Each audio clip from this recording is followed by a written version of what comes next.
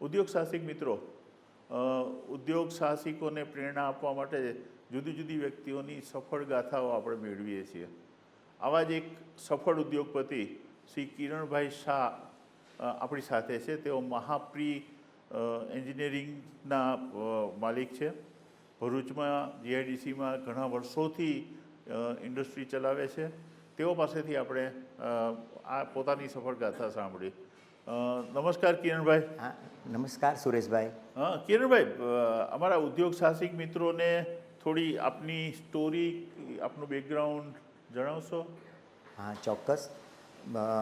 Actually અમારું family એટલે કે મારા ફાધરનું ફેમિલી હાઈલી એજ્યુકેટેડ ફેમિલીમાં આવે છે. એ ઘરમાં ફાધર અમારા સર્જન હતા, ડૉક્ટર, અને ઘરમાં બધા અમારા ભાઈ બહેનો બધા જ ઓલ ગ્રેજ્યુએટ છે, એટલે પ્રોફેશનલ છે. એટલે એ પ્રમાણે મેં પણ એલડી એન્જિનિયરિંગની અંદર 76માં બી ઇન્સ્ટ્રુમેન્ટેશન એન્ડ કંટ્રોલ સબ્જેક્ટ સાથે પાસ કર્યું, અને ત્યારે મારો સારો એવો રેન્ક હતો યુનિવર્સિટીમાં થ્રુ આઉટ ડિસ્ટિંક્શન સાથે. એ પછી મેં બોમ્બે એક રિસ્ટવોચ બનાવતી ઇન્ડસ્ટ્રી હતી, time star Indo French time industries, એમાં જોબ કરવાનું નક્કી કર્યું.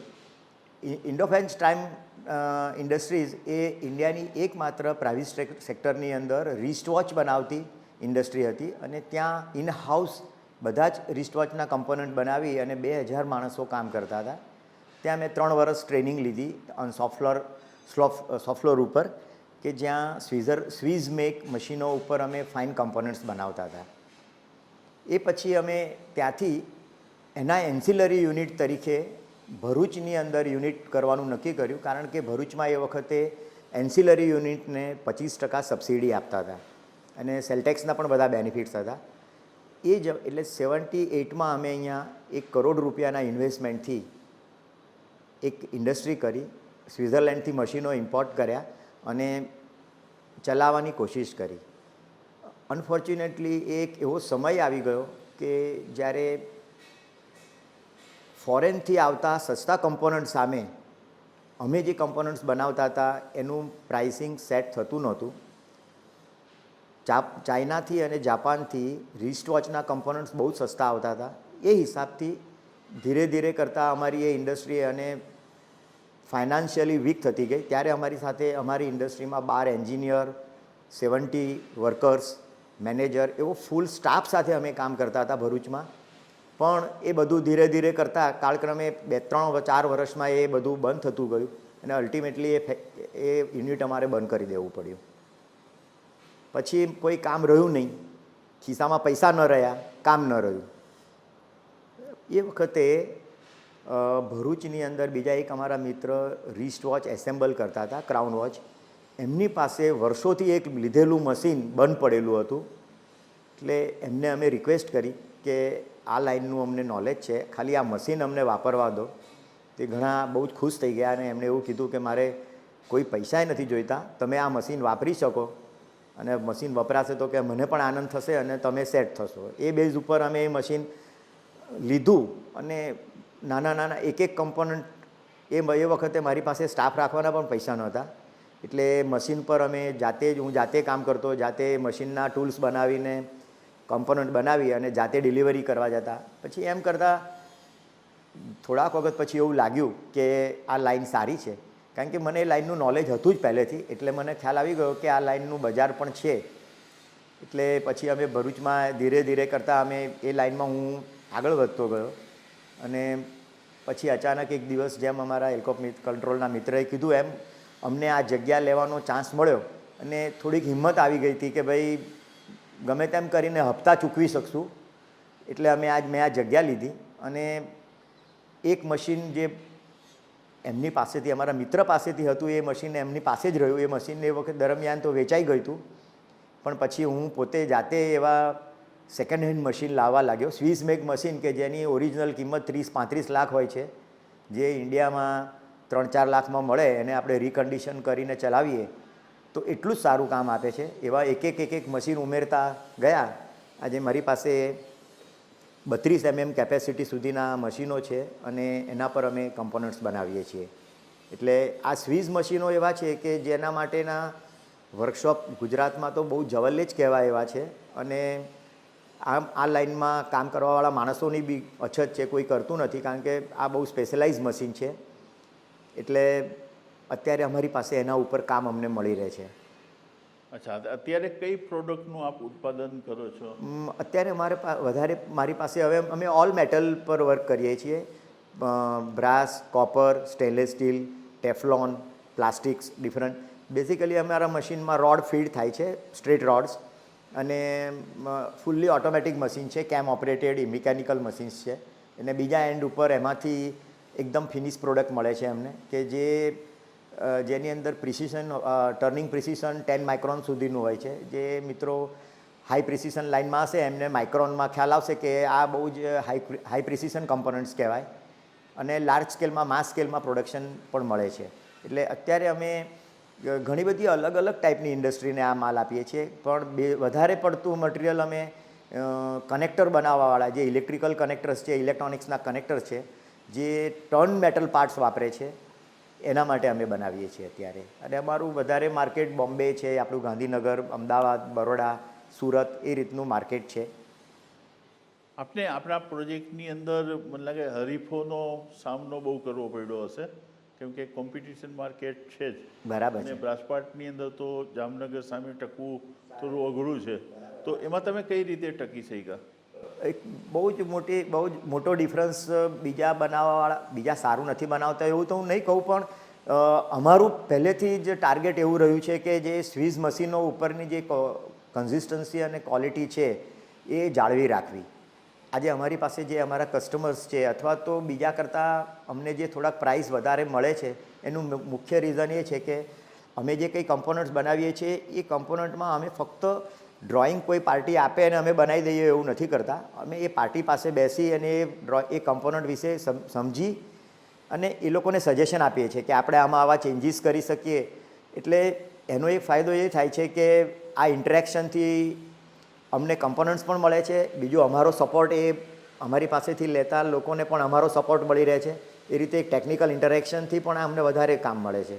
એટલે બીજા કરતાં એ રીતે ડિફરન્સ પડે છે. અને ક્વોન્ટિટી તો ઓફકોર્સ હવે બધાએ જાળવવી જ પડે છે. તમે 25-30 વર્ષથી આપ એકને એક પ્રોડક્ટમાં છો, અથવા તો જુદી જુદી પ્રોડક્ટમાં આપ આ પ્રકારના પહેલાં એન્જિનિયરિંગ પ્રોડક્ટમાં છો, તો કોઈ પ્રોબ્લેમ, મુશ્કેલી, સ્ટ્રગલ કરવાની સમય આવ્યો છે? અને એને તમે કેવી રીતે સોલ્વ કરી હતી? હા, આપણી સ્ટ્રગલ કહો ને, એટલે આ ઇન્ડસ્ટ્રી જ્યારે ચાલુ કરી ત્યારથી અત્યાર સુધી એક એવું કહી શકાય કે ભાઈ સ્ટ્રગલમાં તો કોઈ ખાસ મેજર સ્ટ્રગલ જેવું નથી આવતું, પણ તમારે વર્કર્સ, આ એક સ્કિલ્ડ મેન પાવરનું પ્રોબ્લેમ હંમેશા રહે છે આ લાઇનમાં.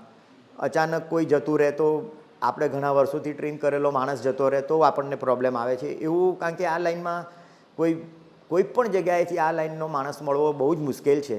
એટલે લાવીને કોઈને ટ્રેન કરવું તો બહુ જ અઘરું છે. એટલા માટે મેનપાવરનો એક થોડોક પ્રોબ્લેમ રહે છે.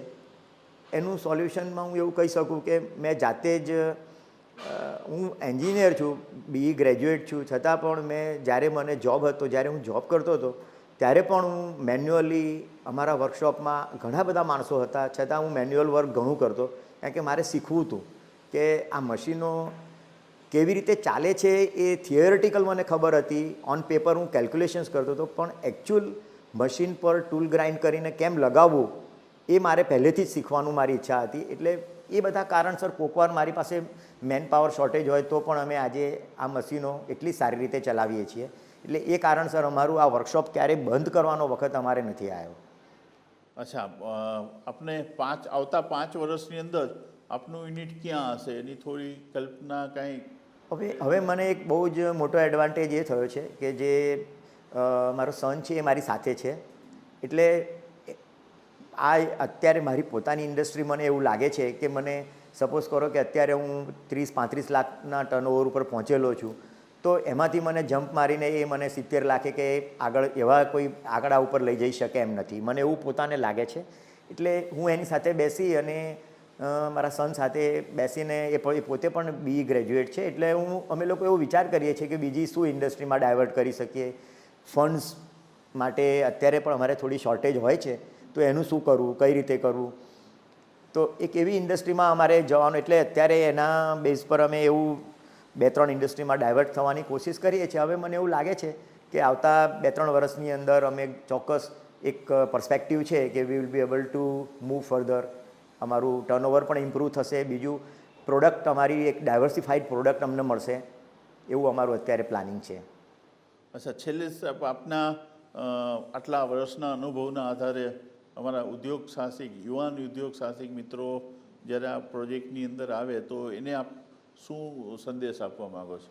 મને એવું લાગે છે સુરેશભાઈ કે તમે જે કોઈ સ્ટુડન્ટ, જે કોઈને આ ટ્રેનિંગ આપવા માંગો છો એ કદાચ ઓલરેડી ઉદ્યોગપતિ નથી, અથવા તો એ લોકો નવા ઉદ્યોગપતિ છે અને MBA કે BBA થયેલા છે અથવા તો ભણતા હોય એવા છે. બરાબર. એટલે મારું તો એવું કેવું છે કે ભાઈ, હું પણ એવી રીતે, જેમ કે વી કોલ ધેમ બડિંગ એન્ટરપ્રેન્યોર. એટલે એન્ટરપ્રેન્યોર છે ને એ એક સ્ટેટ ઓફ માઇન્ડ છે કે સમજો કે હું આજે એન્જિનિયર થઈ ગયો, એ પછી મને GSFCમાં જોબ મળી ગઈ હતી, અને એ જમાનામાં GSFCની જોબ એટલી બધી લુક્રેટિવ કહેવાતી હતી કે મારા friends, relatives, everybody would say કે ભાઈ તું મૂરખ છે, એમ કે કંઈ તારું પોતાનું કરવાનું જો વિચારતો હોય તો તું મૂરખ છે, કારણ કે GSFCની લાઈન એટલે peace of mind for lifetime. તમારે સવારે 8 વાગે જોબ પર જવાનું, એની કોલોનીમાં રહેવાનું અને સાંજે ઘરે આવતા રહેવાનું. That is a good life and you get bonus and good salary. એટલે that time you required a state of mind. પેલું તમારું હાર્ટ તમને એવું કહેશે કે ભાઈ મારે એકદમ સિમ્પલ જોબ લેવો છે અને બહુ શાંતિથી જિંદગી જીવવી છે, તો તમારું હાર્ટ તમને હંમેશા એવું જ કહેશે કે યુ ડૂ ધીસ.